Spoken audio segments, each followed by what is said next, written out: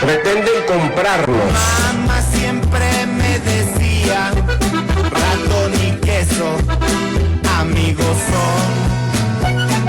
No te confíes de nadie, que el más amigo te da traición. Pretenden comprarnos.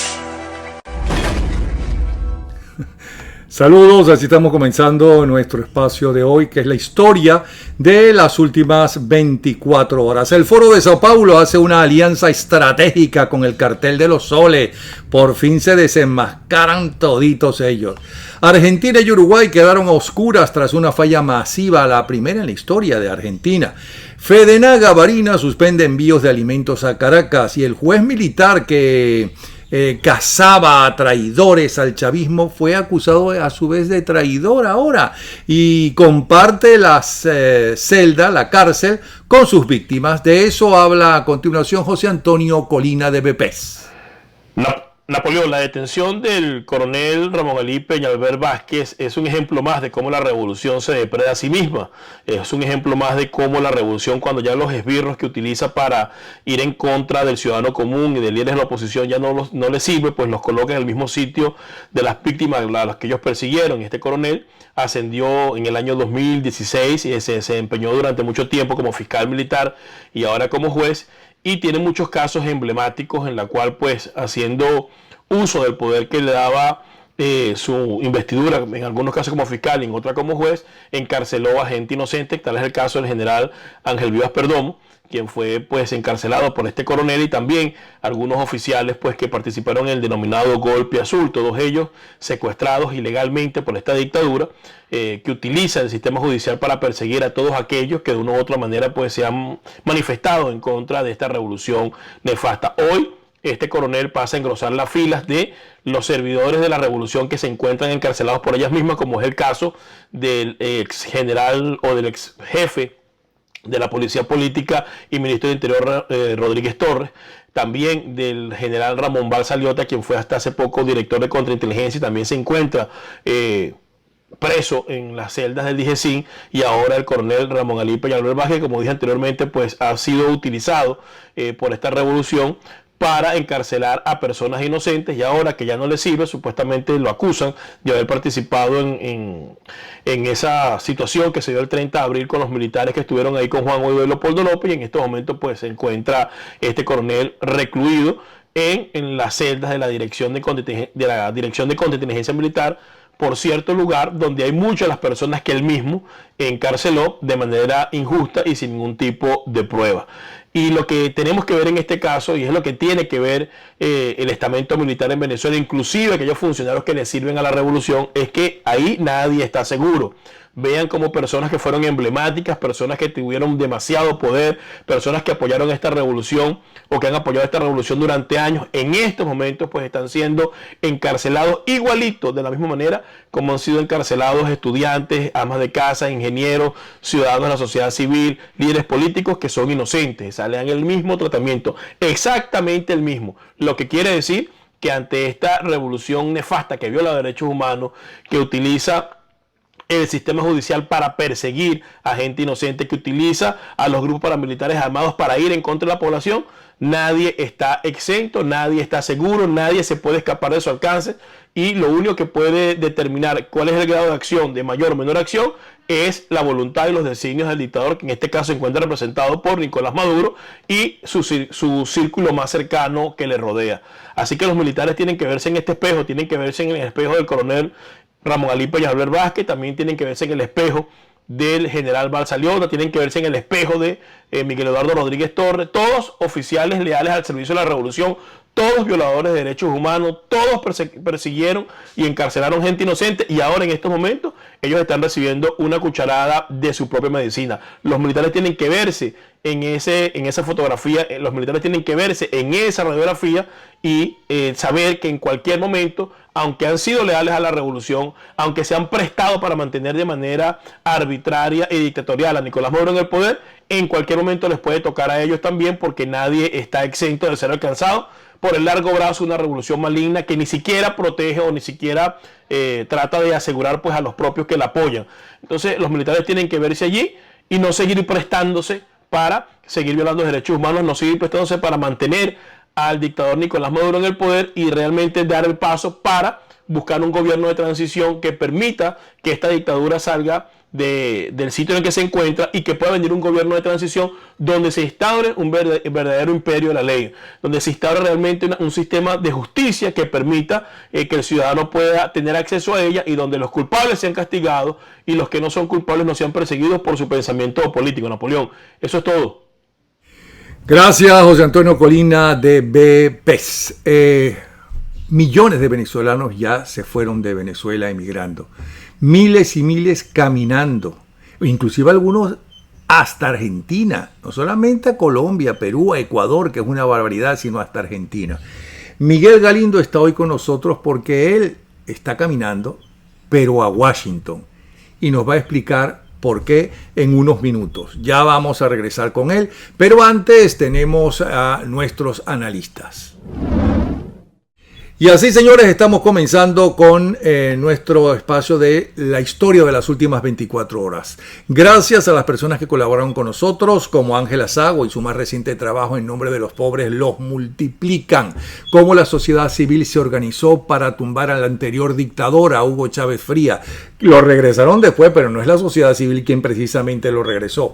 El nuevo trabajo de investigación de Bernardo Jurado, La fragancia de la rebelión, y el nuevo trabajo de Carlos Rangel, La Venezuela imposible. Carlos Rangel, hijo, gracias a la gente de Aptitud Answare. Es 24 horas por Bravo 24. Suscríbase a nuestro canal YouTube. Bravo 24 es completamente gratis. Voz de la democracia y de la libertad. Les saluda Napoleón Bravo. Mi Twitter es @Napoleón Bravo, e Instagram también.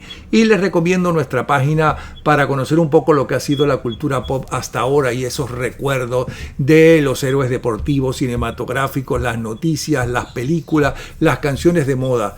Todo eso en tal día como hoy, que es un resumen de Gente en Ambiente. La producción general de este espacio está a cargo de quien les habla, Napoleón Bravo.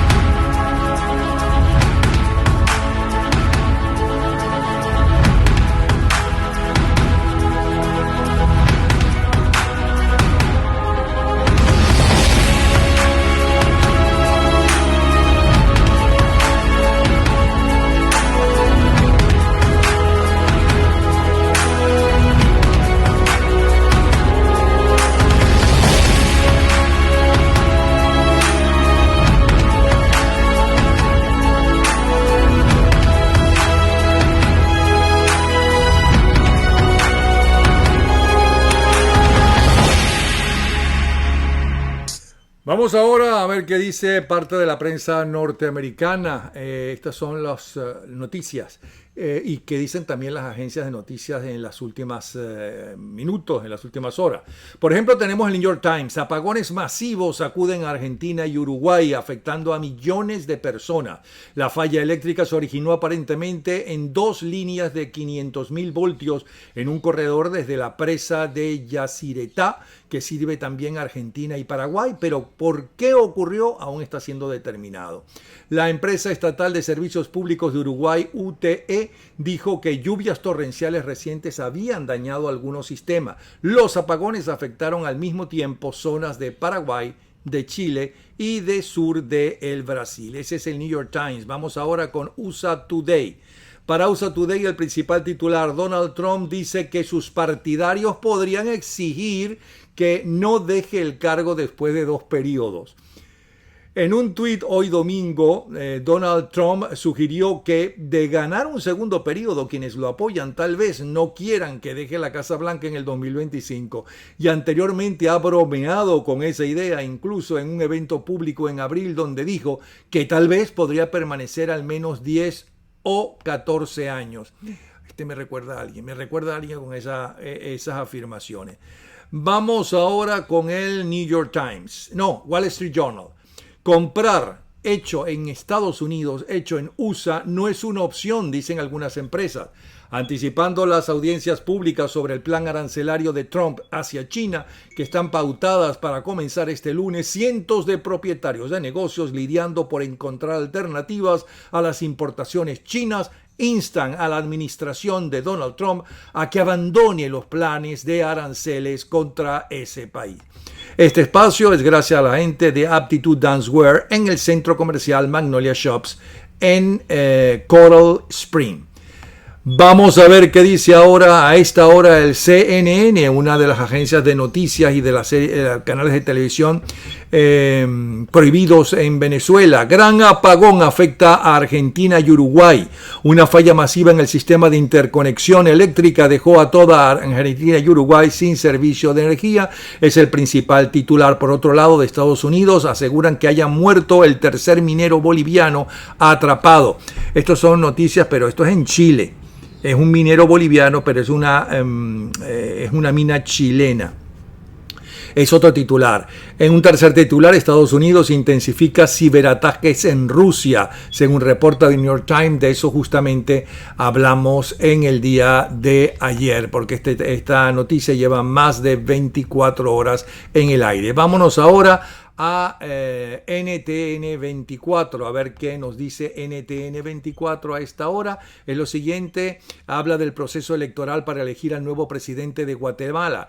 El Tribunal Supremo Electoral dio el banderazo de inicio de la votación para elegir presidente, diputados y autoridades municipales. En un segundo titular habla de la falla eléctrica en Argentina y Uruguay. Tercer titular, Messi sigue sin ver luz. Argentina cayó ante Colombia en el debut. Y en cuarto titular, el príncipe de Arabia Saudita responsabiliza a Irán de los ataques de los buques petroleros. También lo hace Estados Unidos, como ustedes saben, y también lo hace Inglaterra. Vamos ahora al titular más destacado por dos de las agencias de noticias de Venezuela más importantes y perseguidas por el narcorrégimen. El Nacional solicitan a Jamaica suspender la expropiación de PDVSA Caribe en Petrojam. La Junta ad hoc de PDVSA, designada por el presidente interino Juan Guaidó, le reiteró al gobierno jamaiquino el interés de preservar las acciones de PDVSA Caribe.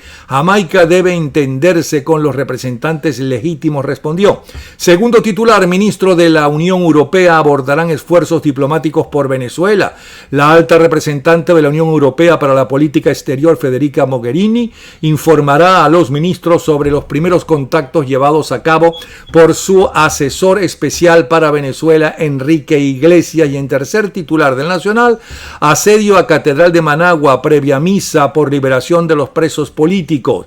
Desde tempranas horas de la mañana del domingo, las principales vías de acceso a la catedral fueron ocupadas por agentes antidisturbios y de la Dirección de Operaciones Especiales Policiales. Son los tres titulares más destacados a esta hora por el diario El Nacional. Vámonos ahora a la patilla. Guaidó declara: el futuro de Venezuela es el cambio o la muerte. Otro titular, venezolanos se aferran al salvavidas del asilo mientras Perú endurece controles fronterizos. Y el tercer titular es el siguiente: una de cada tres personas que pidió asilo en España este año son venezolanos. Son los titulares más destacados de parte de las agencias noticiosas y de los medios informativos prohibidos por el narcorrégimen. Vámonos ahora a ver qué nos dice Iván Ballesteros y su plomo parejo. Iván. Hola Napoleón, un gran saludo para todos en Bravo 24 y aprovecho para enviarle un saludo y una felicitación a todos los padres que sintonizan, ven y disfrutan Bravo 24. Bueno Napoleón, te tengo que decir lo siguiente: a los venezolanos, si no nos agarra el chingo, nos agarra el sin nariz. ¿Por qué te digo eso? El viernes 14 me trasladé a la ciudad de Maracay, a la ciudad Jardín de Venezuela, al estado Aragua, huyendo de la barbarie, del caos en que está en Caracas, y para reunirme con la familia de mi esposa para celebrar, pues, dentro de lo que se puede, el Día del Padre. Bueno, yo salgo de allá y lo primero que recibo es un mensaje de una amiga: Iván, denuncia por las redes sociales que en el edificio Cabildo en San Martín estamos sin luz desde el lunes. Bueno, ¿cuál es mi sorpresa cuando empiezo a averiguar? Y es cierto, pero no es solo ese edificio. Toda la avenida San Martín estaba sin luz. Por si fuera poco, en la ciudad capital, la ciudad donde Maduro no quiere que suceda nada. Y todo el mundo perdiendo sus alimentos, se le dañan sus artefactos electrodomésticos. Y aquí nadie responde nada.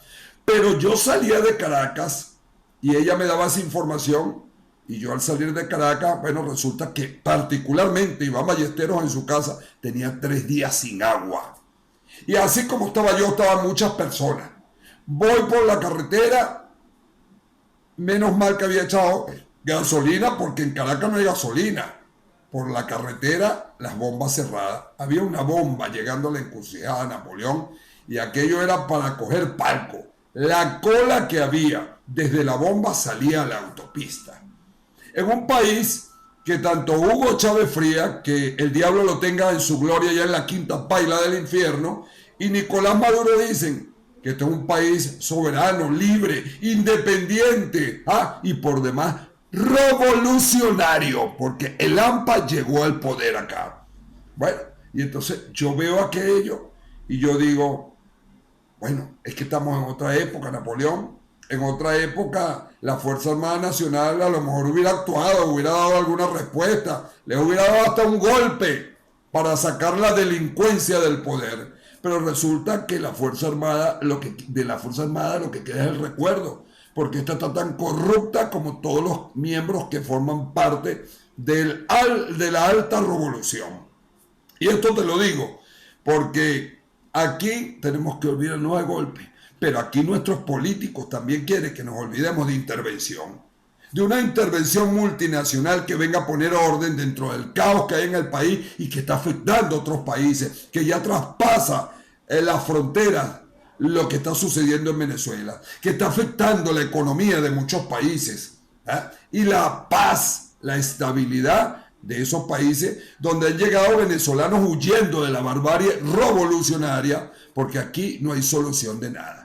Entonces, esto se ha convertido en un caos tal que esto no lo para nadie y cada día la cosa es peor y peor y peor y no sé dónde vamos a llegar, Napoleón, porque ahora, bueno, pareciera que nos han caído las 1000 plagas de Egipto desde que llegó Alibaba y su sinfín de ladrones, hay que decirlo así, porque ya es, mira, el AMPA ya no solo está en el gobierno, hay AMPA en la oposición. Ve lo que pasó en Cúcuta con el dinero para la ayuda humanitaria y con el dinero con el cual le iban a dar respuesta a las necesidades que tenían aquellos militares que, creyendo en la democracia, se rebelaron contra Maduro y hoy están pasando trabajo fuera de nuestra frontera.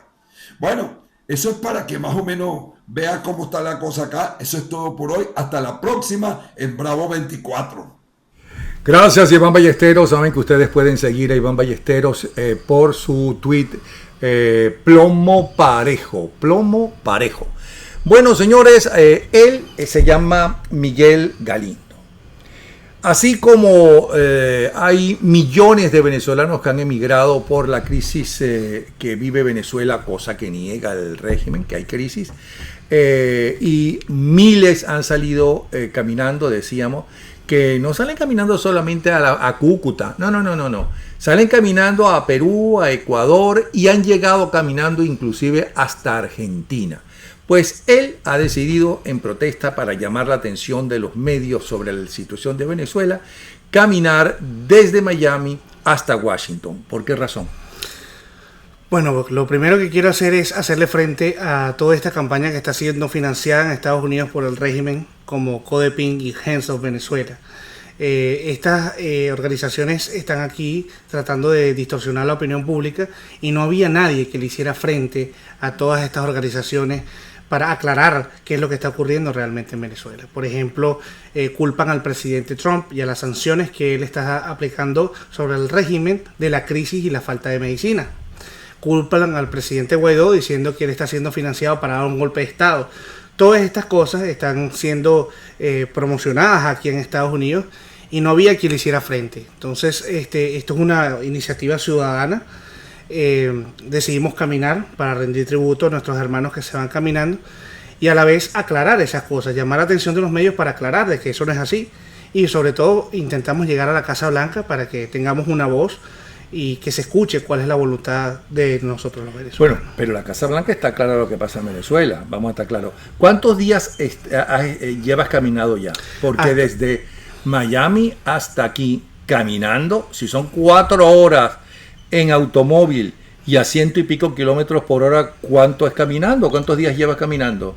Salimos el 6 de junio de Miami, tenemos 9 días oficialmente caminando. Ya apenas estás en Orlando. Y apenas estamos en Orlando, sí señor. ¿Cuánto crees que te va a llevar de Orlando hasta Washington? Unos 30 días más aproximadamente. 30 días. Sí señor. ¿Dónde duermes? ¿En la acera, en la calle? ¿Dónde duermes? No, gracias a Dios, la campaña se ha hecho bastante popular a través de las redes sociales. Nosotros informamos cada 2 horas por dónde vamos y siempre se aparece un compatriota venezolano que nos ofrece agua, medicina e incluso hospedaje.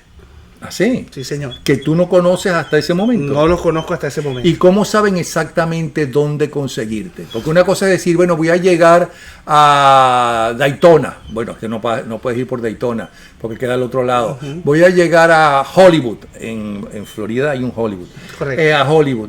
Pero voy a llegar a dónde? Voy a pasar por Hollywood, ¿por dónde? Bueno, normalmente... ¿Y a qué hora? Normalmente la vía en que estamos tomando es la A1A o la US 1, que son vías que van por la costa de la Florida. Entonces yo digo, voy... Porque hay más pueblos, más ciudades, sí, más bombas de gasolina, más sitios donde te pueda por lo menos conseguir agua, ¿no? Agua. Entonces digo, voy y además porque la Torpay está prohibido caminar. Está prohibido caminar por las autopistas. Entonces yo digo, voy por la US 1 y las 193 calles a las 2 de la tarde. Y ya la gente más o menos se ubica y me empieza a buscar en esos alrededores y me encuentra. Se paran en el carro, se bajan, me dan un abrazo, comparten conmigo sus historias de por qué están aquí, me regalan algo y siguen su camino. ¿Qué historias recuerdas en especial que te han contado? Mira, lo que más me ha conmovido son, sobre todo cuando se bajan hombres, caballeros, hechos y derechos, padres de familia, inclusive más grandes y más gordos que yo. Y cuando me abrazan, cuando me cuentan... incluso lo que pasa en su familia, quiebran en llanto, y eso es lo que más me conmueve porque son hombres llorando por su país, y yo creo que eso es las cosas, lo que más me conmueve es verlos llorar. ¿Qué es lo que más los conmueve a ellos, que los hace llorar? ¿De qué están hablando en ese momento?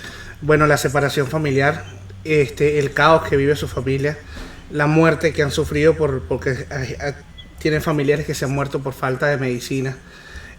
La frustración de cada vez lo más difícil que es enviar dinero. Es toda la situación, el caos total que vive su gente allá en el país, y cómo ellos desde acá se sienten, a pesar de que ayudan, se sienten frustrados de no poder hacer más. ¿Y dónde duermes?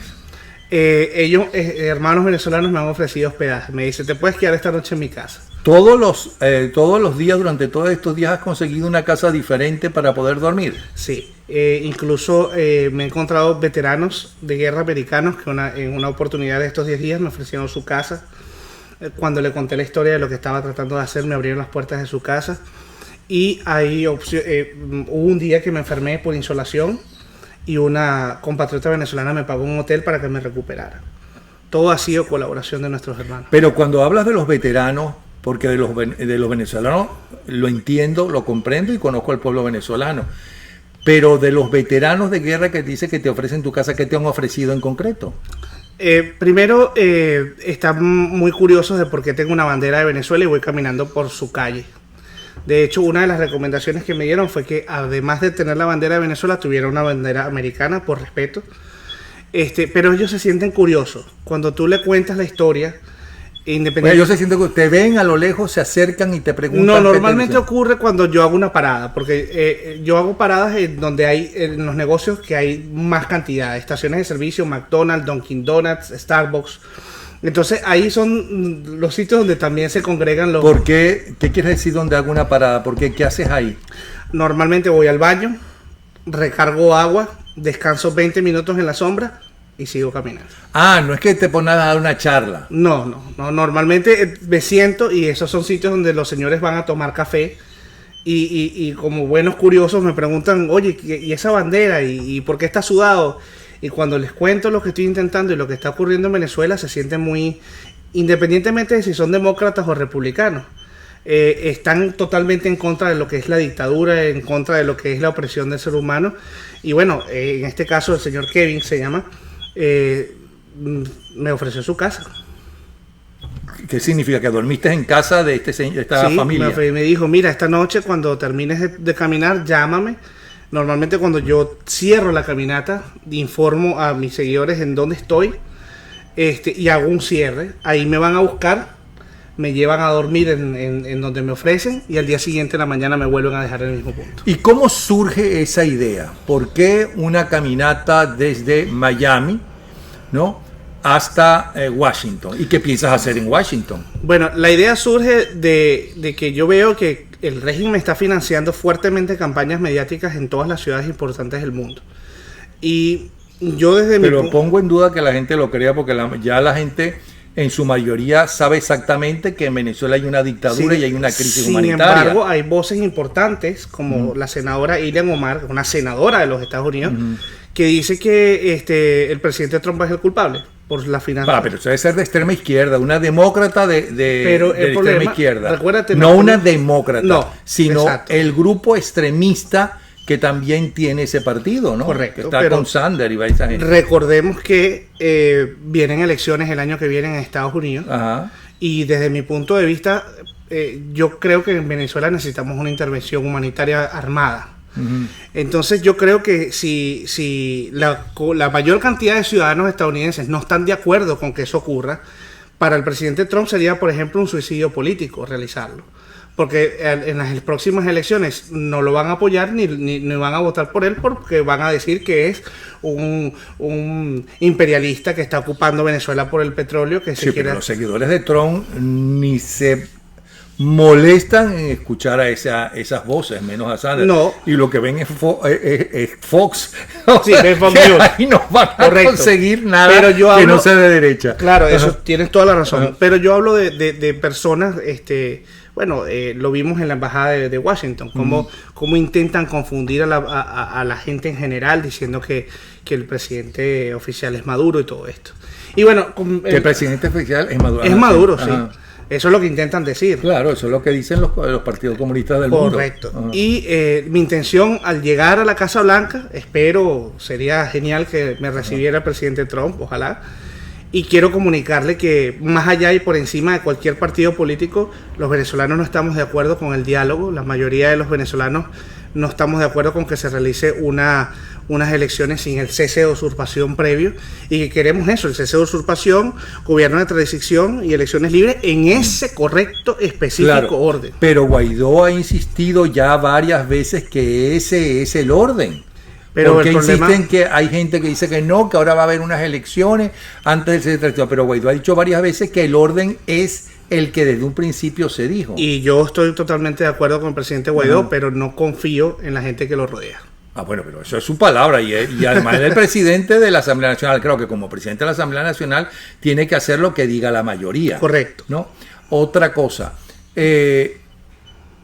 yo lo que no entiendo es por qué no puede haber unas conversaciones. Eso es un plan paralelo. Esas conversaciones no quiere decir que van a llegar a un acuerdo o no. Ahí se hablaron 3 puntos decisivos, ¿no? Y en el primero, no puede haber en el gobierno nadie de radicales del chavismo. Vamos a estar claros. Correcto. Eso es el primer punto.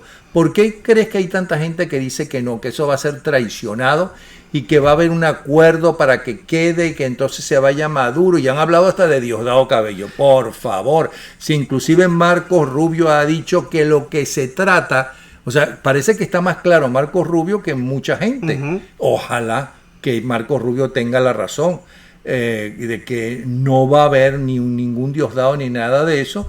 Lo acaba de decir. Él acaba de decir, miren, Perfecto. se trata de instaurar la democracia de nuevo en Venezuela, porque hay muchos del régimen que, claro que se prestan a quedarse ellos y sacar a Maduro, pero de eso no se trata. Correcto. ¿Por qué crees tú? ¿Hay alguna base para pensar, según tu punto de vista, Claro, yo creo que ese es un manejo que puede darse? sí.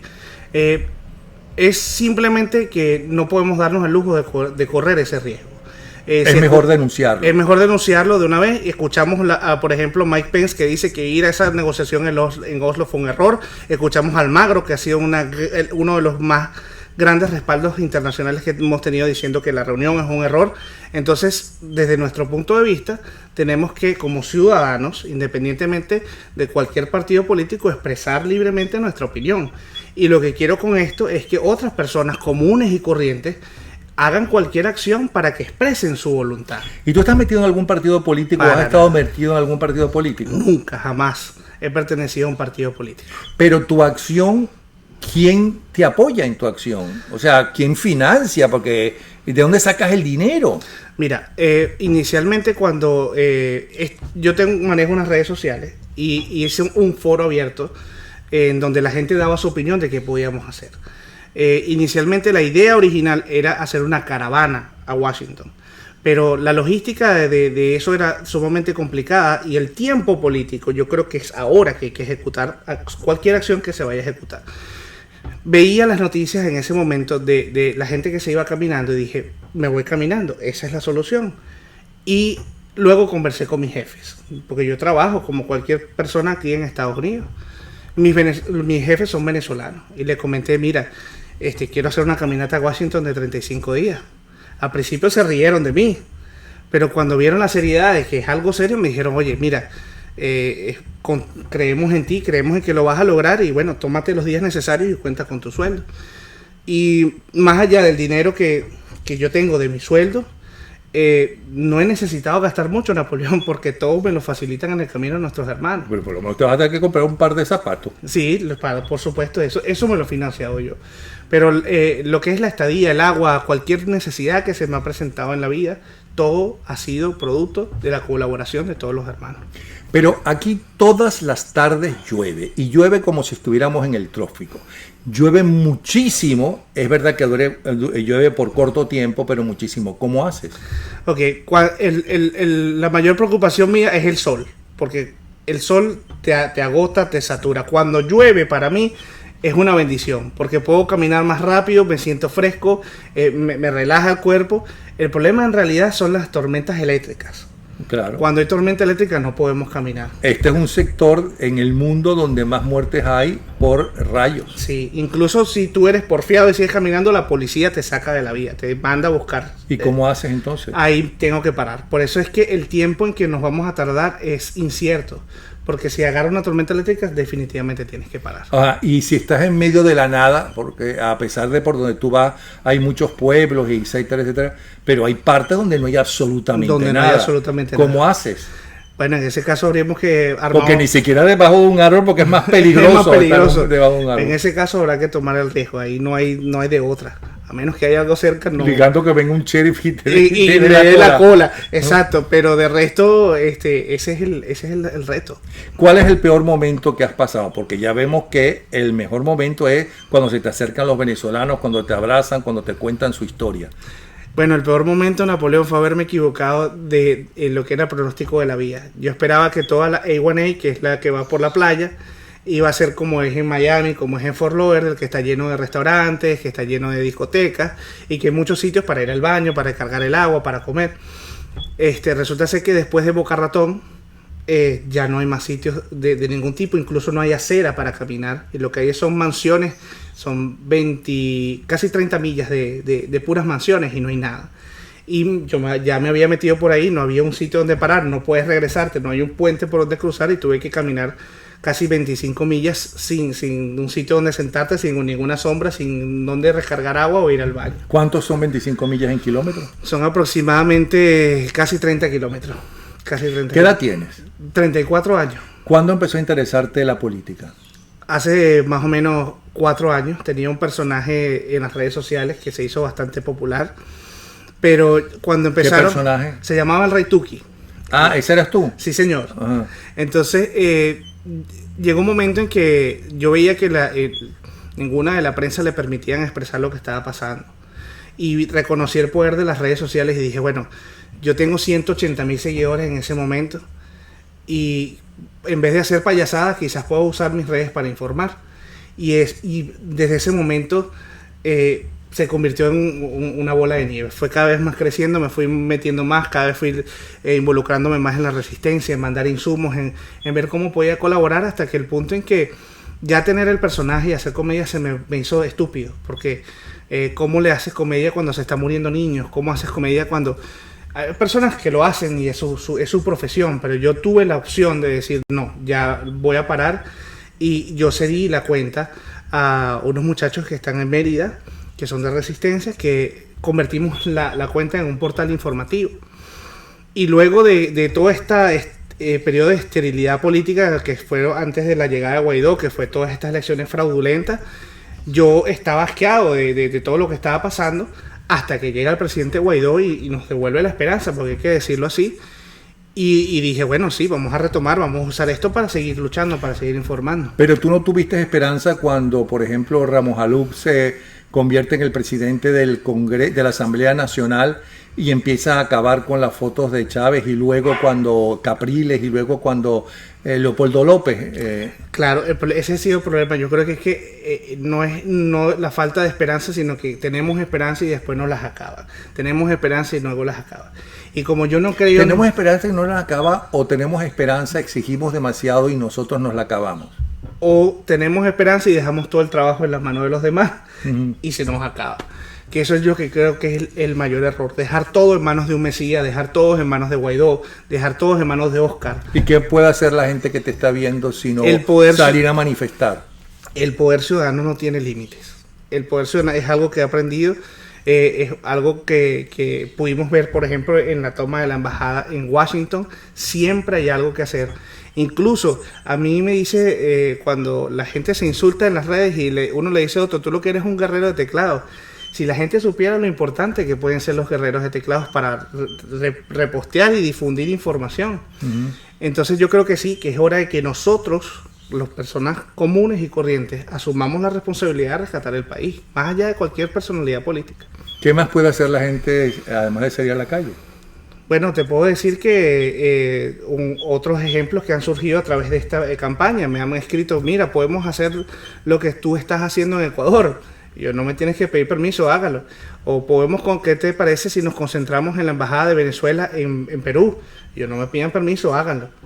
Y yo creo que, por ejemplo, ejercer presión sobre los 50 países que reconocen al presidente Guaidó, de que actúen un poquito más ferozamente en contra del régimen, es algo que podemos hacer, lo que estamos en esos 50 países, por ejemplo. ¿Y tú crees que por las buenas cae esta gente? No. ¿Por la presión internacional? No creo en una salida pacífica. ¿Cómo cae esta gente? Como caen todos los criminales. Cuando entran los policías, les ponen las esposas, se los llevan presos, y si no, se entregan los asesinos. ¿Quiénes son esos policías? Esperemos que sea una conjunción de países liderada por los Estados Unidos. Esperemos que dejemos el antiamericanismo y sea una conjunción entre Colombia, Brasil quizás, y Estados Unidos. Pero es que hay otra opción, que no son fuerzas militares, sino que es un grupo comando organizado o entrenado o lo que tú quieras por Estados Unidos o por los israelitas, que son duchos en eso.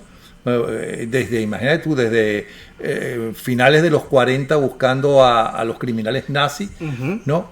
Eso es una opción. Lo que sí yo no creo, por ejemplo, en la opción de contratar mercenarios, por ejemplo, para acabar con Maduro. No creo en esa opción, porque se puede volver, desde mi punto humilde de vista, se puede volver algo que entonces cada vez que alguien quiera destronar a un gobierno le paga a un mercenario para que lo saque. Yo creo que se debe hacer desde la forma... Bueno, pero no sería la primera vez que pagan a mercenarios para que saquen a Nunca es la primera vez. Hasta películas hay. Y pasa, pero no creo que sea la manera correcta. Yo creo que la manera correcta es, oficialmente, las personas que reconocen al presidente Guaidó se unan y ejecuten una operación militar. ¿Por qué crees que no se han hecho hasta ahora? Bueno, por los esfuerzos desde mi punto de vista de resistencia, creo que en gran parte por los esfuerzos de la falsa oposición. La falsa oposición que no permite que se ejecute lo que es la voluntad de ¿Pero nosotros. qué es la falsa oposición? ¿Quiénes son los de la falsa oposición? Bueno, desde mi punto de vista, puedo estar equivocado, pero yo creo que, por ejemplo, gente como Capriles, que toda la vida ha estado con la negociación, gente como Manuel Rosales, que siempre ha sido una persona... ¿Tú no estarás comparando a Capriles, que estuvo preso, que fue candidato, que fue al exterior decir yo gané, ¿no? Me robaron, ¿no? Que después fue gobernador, etcétera, con Manuel Rosales. No lo estoy comparando. A quien desde un principio hasta Chávez acusó Por de supuesto, ladrón. de y ladrón. de corrompido. No está en lo mismo, pero forma parte de la gente que frena el proceso. Porque yo creo que, por ejemplo, si bien es cierto que Capriles no está en el mismo saco que Manuel Rosales, claro que no, pero Capriles es una persona que ha sido, desde mi punto, excesivamente democrático, que siempre ha apostado por un diálogo, que siempre ha apostado por una solución política, y que quizás él, en sus buenas intenciones, no ha entendido que esta gente no sale con... Ok, pero tú sabes que estás diciendo eso. Ujú.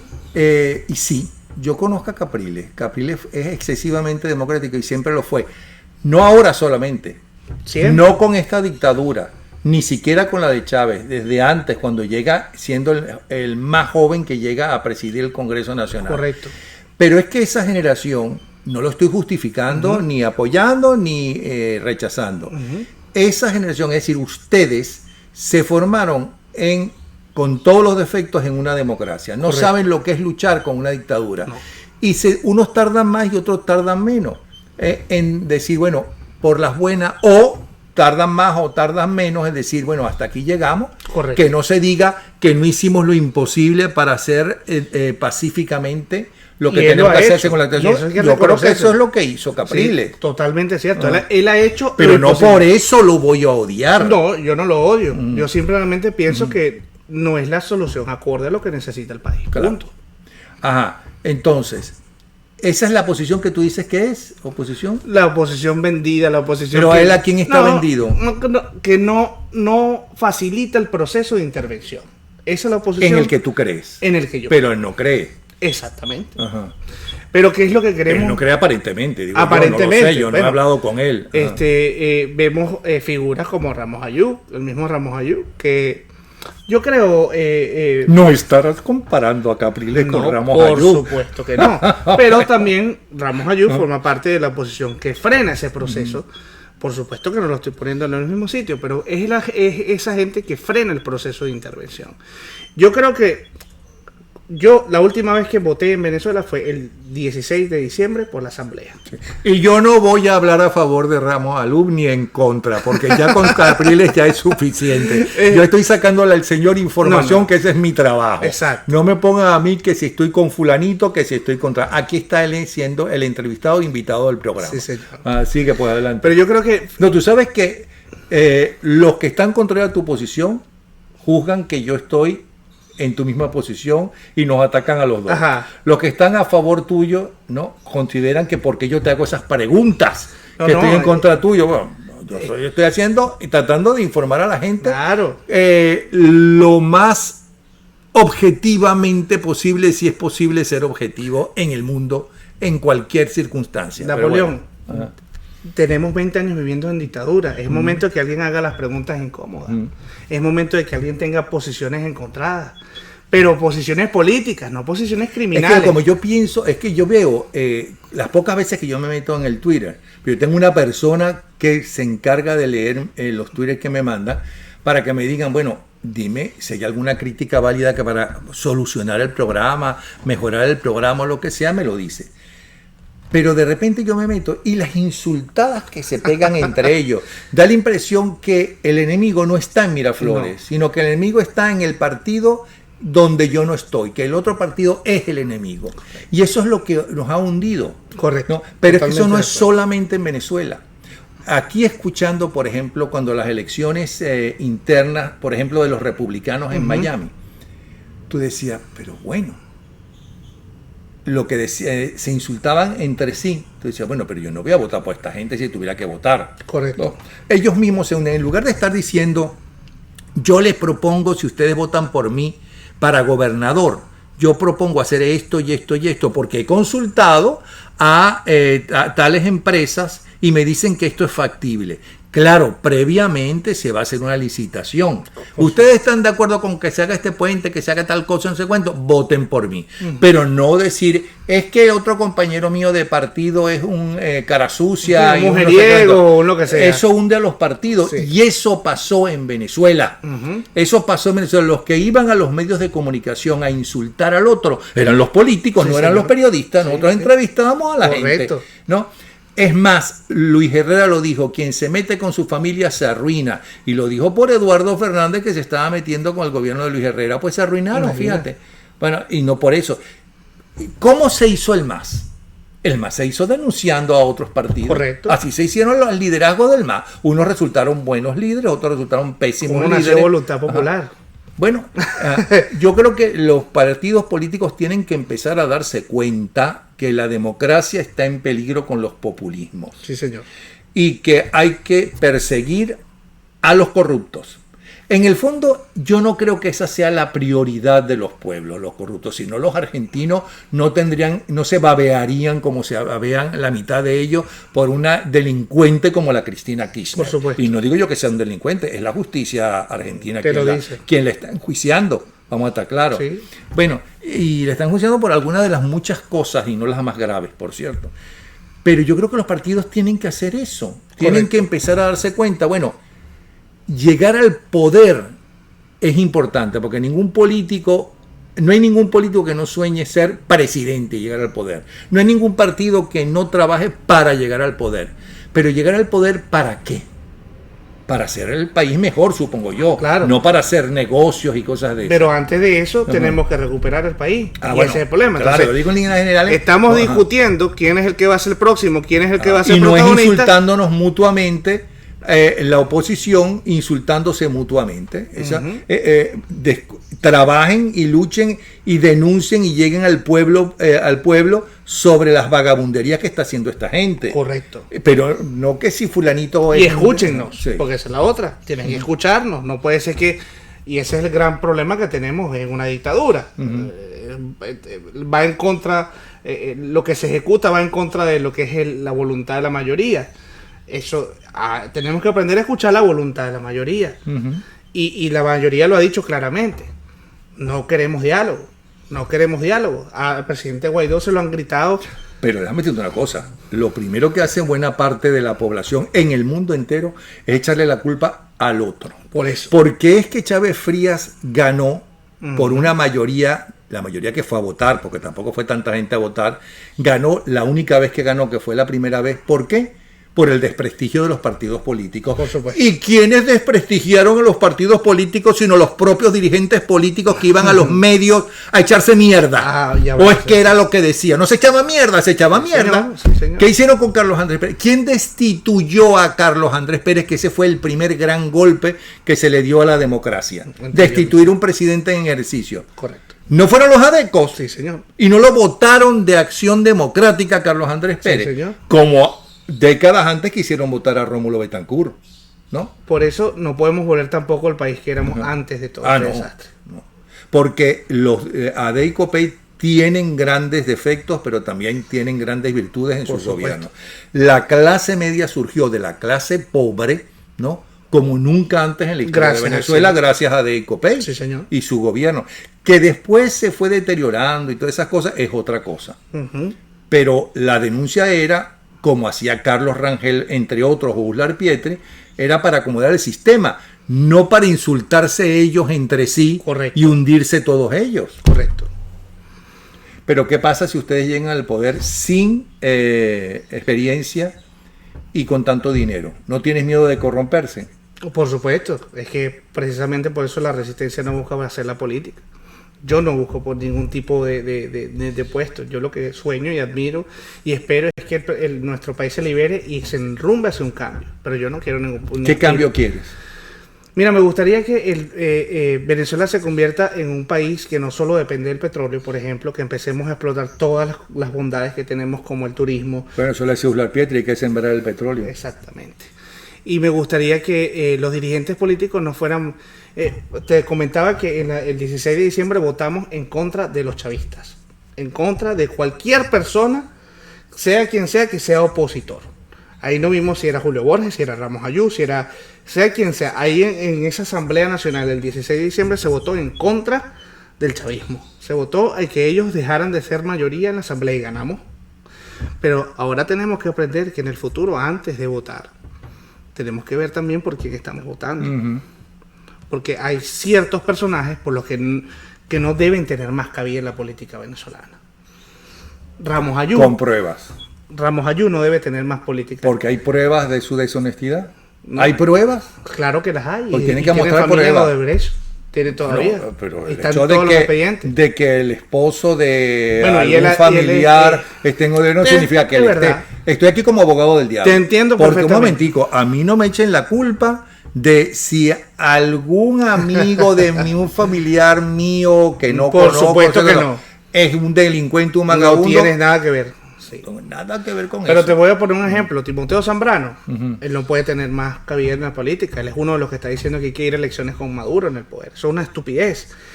José Antonio España, que está diciendo que hay que reincorporar a los diputados del PSV a la Asamblea para que deje de estar en desacato conforme al Tribunal Supremo Pero los chavista. diputados del PSV no van a la asamblea porque ellos mismos se fueron. Bueno, porque supuestamente está en desacato. Pero esa absurda posición que tiene José Antonio España, ese señor jamás puede tener otra vez en la asamblea por la oposición, desde mi punto de vista. Necesitamos gente nueva, necesitamos gente. Hay un muchacho, voy a pecar de decir un nombre que no debo decirlo, pero hay un muchacho que se llama Oliver Cano, que a mí me gusta mucho, Sangre Nueva. Y yo creo que desde la población normal, de los ciudadanos comunes, tienen que empezar a surgir nuevos líderes políticos.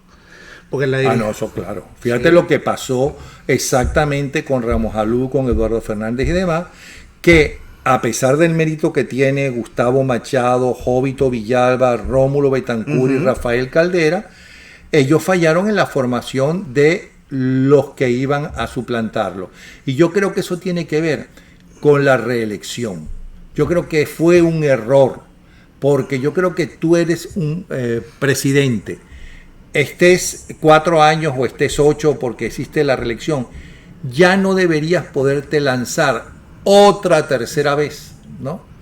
a la A ningún lucha puesto. electoral. Ya está. Sí, porque entonces vas a impedir que otros de otras generaciones, las generaciones que vienen, lleguen a ese puesto porque tú consideras que tú tienes más experiencia y que tú lo mereces. Por supuesto, estoy de acuerdo. Entonces yo me espero da la eso. impresión que eso fue uno de los peores errores de la nueva de la Constitución. Correcto. Entonces, bueno, yo espero que salgan más campañas, no como la mía, diferentes. de ¿Y todas qué formas. pensarías tú hacer, según tu punto de vista, que debe hacerse con Maduro, con Diosdado Cabello, con Iris Valera, con los hermanos Rodríguez? ¿Qué hacer con los torturadores del SEBIN? Bueno, les debe caer todo el peso de la ley. Pero ¿Qué significa sinceramente, eso? ¿30 años? No, cadena perpetua. Si No fuera hay cadena por mí, perpetua si fuera ni- por mí, Ajá. les esperaría 7 metros bajo tierra a todos. Yo los acabaría a todos, pero precisamente yo no soy político, yo no puedo tomar ese tipo de decisiones. Pero yo creo que aprendimos cuando le dieron el golpe a Chávez de que no hay que dejarlos vivos, porque vuelven y se vuelven peores. Entonces yo creo que Maduro, un asesino de ese calibre, no debería de quedar vivo. Igual que Diosdado Cabello, un hombre de semejante poder y de semejante historial de narcotráfico, asesino, que ha acabado con el país, no merece quedar Pero eso vivo. que estás diciendo no es muy democrático que digamos, No es porque en democrático. Venezuela no hay ni siquiera cadena perpetua, Pero- menos pena de muerte, que por cierto sí hay en algunos estados norteamericanos. El problema que yo pienso es que la circunstancia va a obligar a que eso sea así. Pero no es peor que tengan que estar 30 años en una cárcel, pero una cárcel como la que ellos tienen las cárceles ahora. Ojalá. No, bueno, porque eso fueran los Reyes y los Pranes y tuvieran No, discoteca. no, sin planes y sin discoteca. Ah, no. Una federal aquí, Sí. pero de las más feitas. Federal de aquí, no. Una de las de Venezuela, pero de las más feitas. De las más feitas. Ah. O como perros, como los perros que son los más bajos de la cárcel. Sí, también fuera una buena opción, pero el problema es que dejas esa semilla y a lo mejor en la cárcel empiezan a hacer como hizo Chávez, el MBR 200, se van expandiendo como cucarachas y vuelven. Yo creo Pero que... eso no es nada democrático lo que tú estás diciendo. Por supuesto que no, pero es que lo que te digo es que la salida que ellos están forzando no es democrática. Pero es que el problema de las democracias es que es su fuerza, pero también su debilidad. Exactamente por esa fuerza y debilidad es que el Foro de Sao Paulo decidió, después que fracasaron las guerrillas financiadas por Rusia a través de Cuba, ¿no? Decida, mira las democracias, vamos a meternos por allí. Vamos a meternos por allí. En el caso de Venezuela, el Partido Comunista, en las primeras elecciones que participan, fue con otro nombre, no recuerdo cuál ahora, ¿no? Y después ya empezaron a lanzarse como partido comunista. Nadie votaba por ellos, porque es que no tenía ni un 10% los extremistas de izquierda en Venezuela. ¿Era el movimiento Quinta Tampoco República? los extremistas de derecha ¿No tenían. era el movimiento Quinta República? No, eso yo digo al principio. Antes de los otros comunistas. Sí. Okay. Pero es que ahora yo siento que en el país hay demasiados radicales, tanto de derecha como de izquierda. Totalmente. Eso no es muy peligroso. Sí es peligroso. Por eso yo creo que nosotros no somos lo que debemos hacer. Pero política. déjame decirte una cosa, que querer matar a todas esas cuerdas de ratas Es radical. es radical, por es eso, de yo no, extrema derecha. por eso yo no debo hacer política. Ajá. Yo debo impulsar que se cumpla con la voluntad del pueblo, y Guaidó es el que debe hacer la política. Sin embargo, como te digo, la salida que ellos están forzando, es esa salida. Van a tener que salir por la fuerza. No, lo que pasa es Y que cuando ellos caigan va a pasar, creo yo, más grave que cuando Pérez Jiménez decidió irse, porque señores, Pérez Jiménez se fue. Pérez Jiménez tenía el poder militar todavía en donde estaba, en el cuartel Bolívar que estaba con Pérez Jiménez. Vio que había acabado con la aviación del 1 de enero, había acabado con los tanques porque Hugo Trejo se fue para la encrucijada y no para el Palacio Blanco donde estaba el poder, y los cadetes de la escuela militar estaban en contra de él, y Pérez Jiménez dijo: yo no voy a matar a los cadetes, no me quieren, me voy. Como una vez me dijo cuando lo entrevisté, se acordarán de mí, todos los días me acuerdo de él. Pero cuando Pérez Jiménez se va y sale el pueblo, cuando de verdad me salió el pueblo, porque antes habían salido los estudiantes, antes diferentes gremios habían escrito cartas en contra de lo que sucedía, antes la iglesia había protestado, ¿ok? Pero cuando sale el pueblo y llegan a la Seguridad Nacional donde torturaban a la gente, ahí mataron a varios torturadores. Y ahí no estaba ni Caldera ni Rómulo Betancourt, que estaban fuera del país, diciéndoles vayan y maten a esos torturadores. Yo creo que algo de eso, ¿no?, temen estas ratas que están en Miraflores que les va a suceder. Correcto. Y te pongo otro ejemplo. Cuando fueron a capturar a Osama Bin Laden, no lo dejaron vivo. Lo mataron y lo dejaron en el mar. Pero es que los norteamericanos hacen cosas... No hay adoración porque no existe una tumba y no hay supervivencia. A veces hay que ser extremos. Con casos como estos criminales, hay que ser extremos. Y te lo pongo. Pero tú no crees que Osama Bin Laden, estoy aquí como abogado del diablo, sí, no hubiera sufrido más en Guantánamo, en una celda, toda su vida, porque sí, aquí hay tanto cadena perpetua como pena de muerte. Claro. O sea, podían haberlo enjuiciado y él merece la pena de muerte. Correcto. Por la cantidad de muertos que él es responsable. Eso era mucho más democrático que esa acción. Claro, por supuesto. Conseguirlo, lo pueden haber, ¿cómo se llama?, secuestrado extraído. Ese mismo gente y se lo llevaban. Digo yo, si es que somos tan demócratas. No, yo estoy de acuerdo, pero es lo que te digo. Ponte esta situación. Quiero decir que yo no estoy diciendo que soy más demócrata que nadie, ni nada de eso. Todo. Ponte en esta situación. Tienes a una mujer secuestrada y le tienen la pistola en la cabeza. Tú eres un sniper. Eso es otra cosa.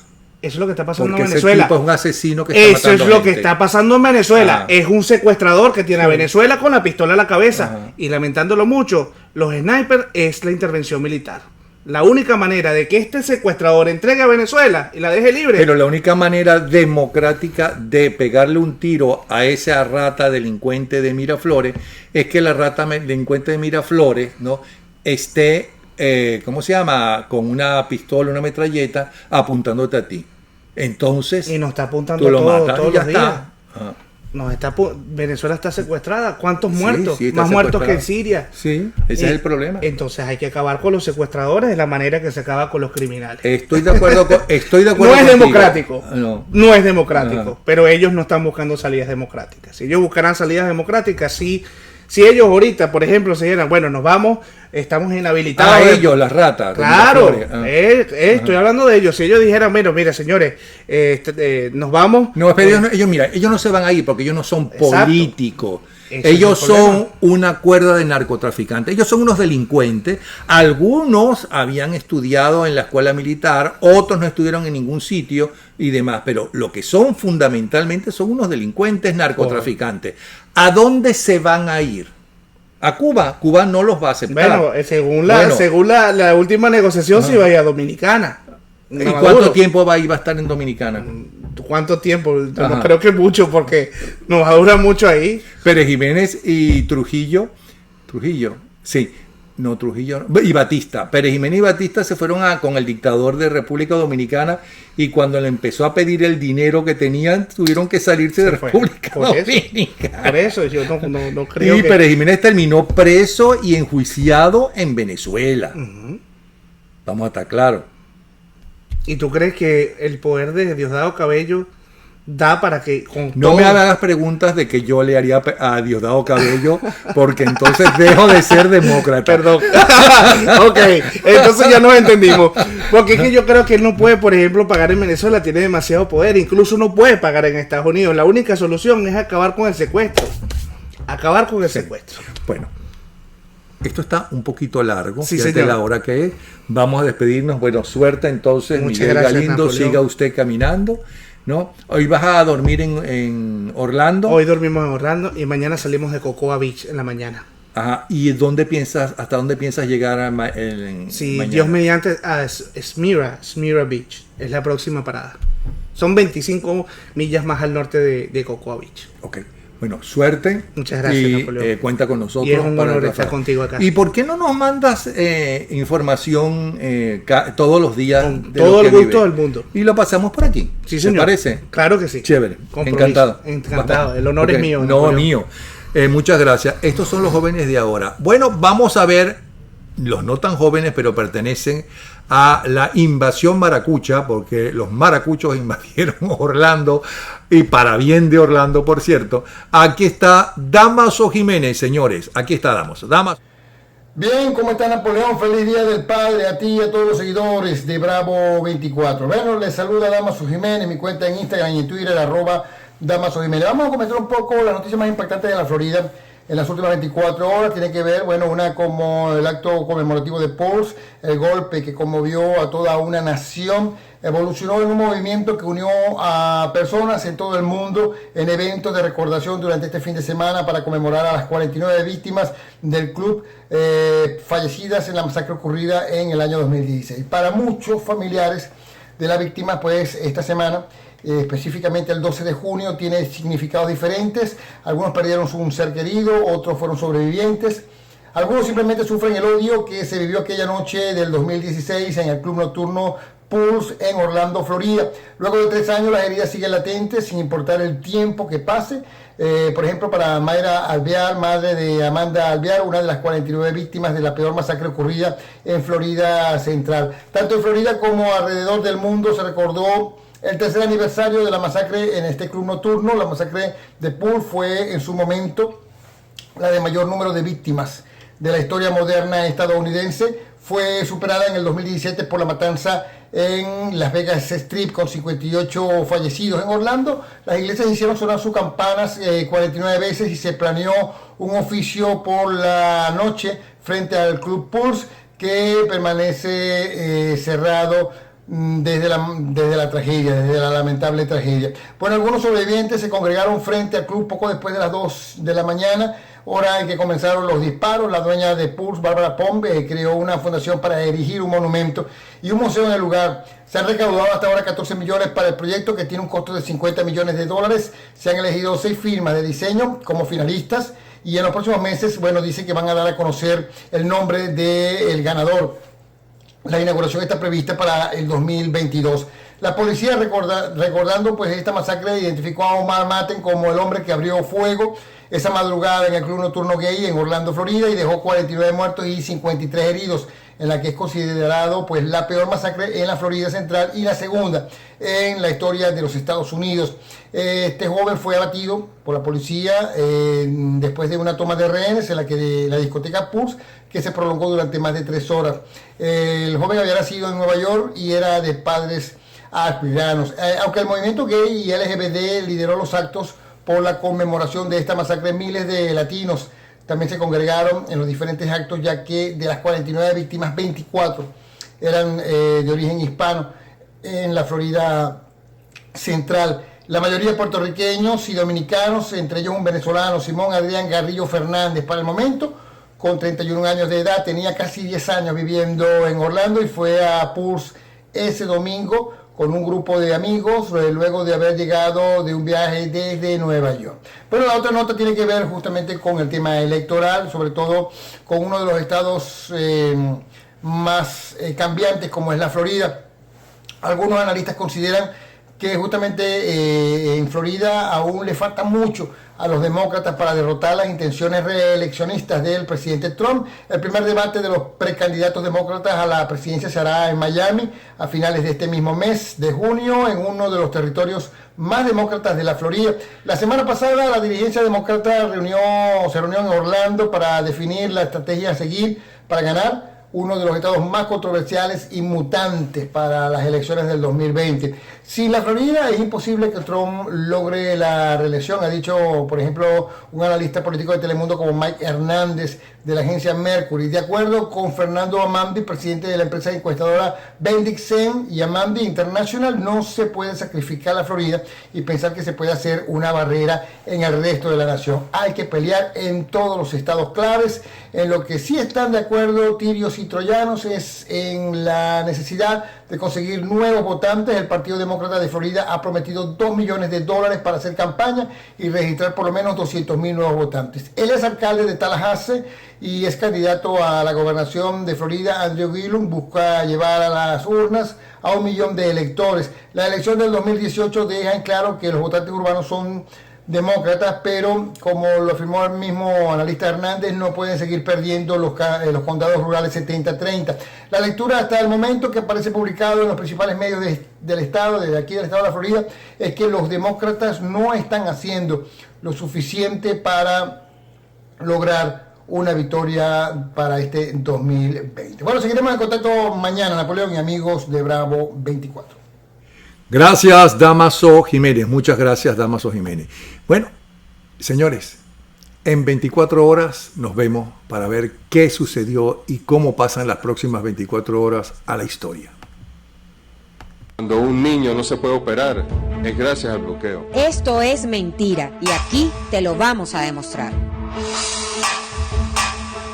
En el año 2014, el régimen de Nicolás Maduro, que ve un guiso en todas partes, creó la Fundación Venezolana de Donaciones y Trasplantes de Órganos, Tejidos y Células. Desde entonces, responsable de tramitar los casos de pacientes venezolanos que, vía convenio con PDVSA, viajaban a Italia a someterse a estas cirugías. Pero una investigación de la Asamblea Nacional demuestra que desde 2015 ya existían trabas con este convenio y que desde el 2016 había pacientes esperando viajar a Italia para someterse al tratamiento. Peor aún, el último paciente que llegó a Italia a través del convenio fue en el año 2018. Y adivinen qué, todavía no habían ocurrido las primeras sanciones a PDVSA. Así llegamos a 2019. En abril de este año, las madres de 30 niños en el JM de Los Ríos suplicaron a las autoridades del régimen madurista que reactivara el plan de trasplantes. Todo se paralizó y nadie nos dice nada. Pero sus súplicas no fueron oídas y los niños comenzaron a morir.